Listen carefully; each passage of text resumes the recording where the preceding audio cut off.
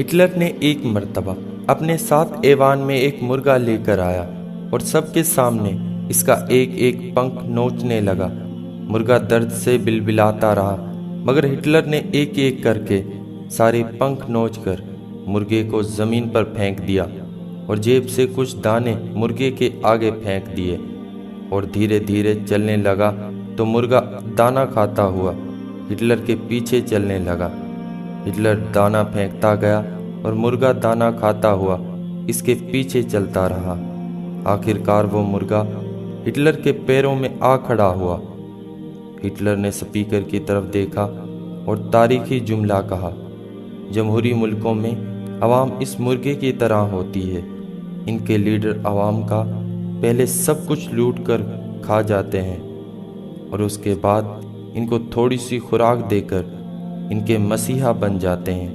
حالیہ زمانے میں ہماری حالت کچھ ایسی ہی ہے۔